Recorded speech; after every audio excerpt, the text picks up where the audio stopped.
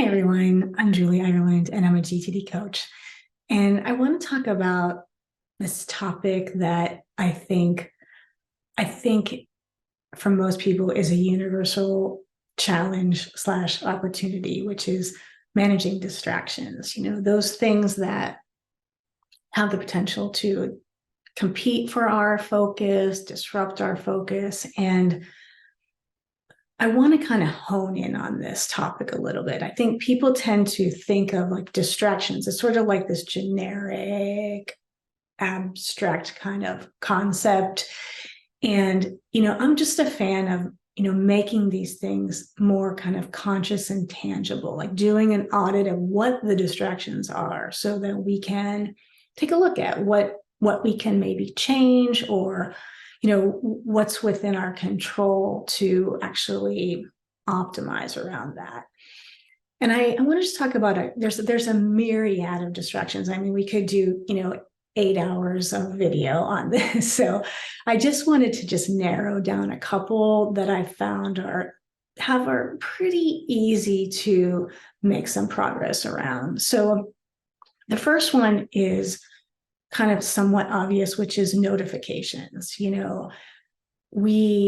I'm working with a client and all of a sudden like a banner comes across the screen, you have a new email. So I'm just a fan of really looking at that. Like, is that something that is really helping you?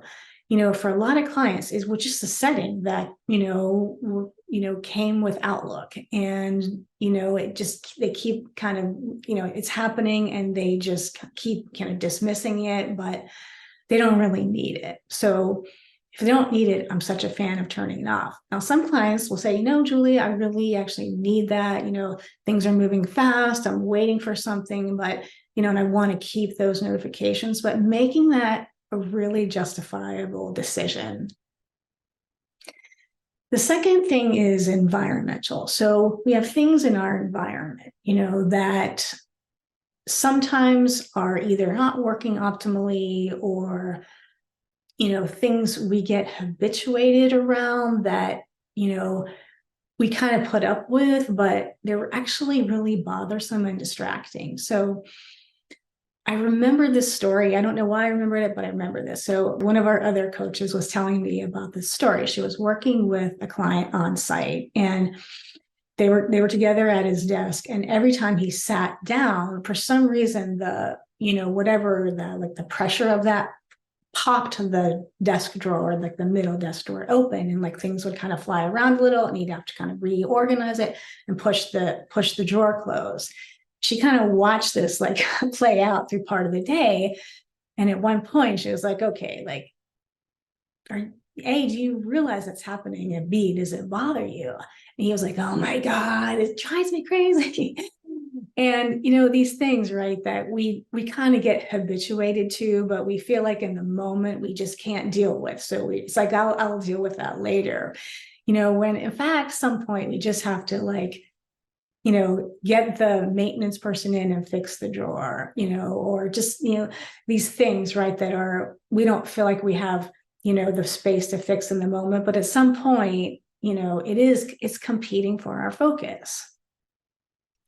And then the third thing I want to talk about is inboxes. And so what comes into our inboxes? Sometimes, it's super relevant and sometimes it isn't necessarily. So maybe a year ago, we subscribed to something because we were working on a project and that information was really relevant. And now we're still getting those emails and we don't really need it anymore. Or maybe, we're copied on something that was, related to a role that we don't have anymore. So, I'm always looking at like, what's kind of really earns its way into my inbox. I was working with a client on site in June, and before the coaching, he was emphasizing to me how stressed he was about his email. It was, Julie, like, you need to know, like, I'm so stressed about my email. And I took that really sincerely. So I was like, okay, great. We're going to work on this.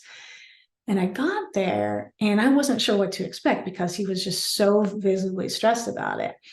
And we started clarifying and organizing his email. And it kind of looked like delete, delete, delete, delete, so I stopped him and I was like, what's going on here? And he's like, well, I just have all these lists that I'm on. And he was in real estate, and there were all these kind of MLS listing, all these different emails from these different companies. And so, we really took a look at that. And, his assistant was with us, and we realized like literally 99% of it wasn't relevant anymore. So he and his assistant went to town, they unsubscribed from everything that was not essential.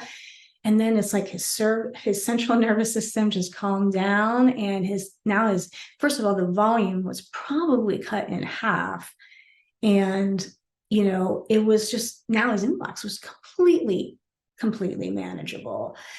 So, my invitation is to look at things that kind of bug you, right? Or things that distract you. Maybe they're, in your environment, maybe they're in your inbox, where, maybe it's not optimal. And, take a look at what you can do to really minimize that, in service to having as much of our focus as we possibly can, which I think most people are really, really seeking more of.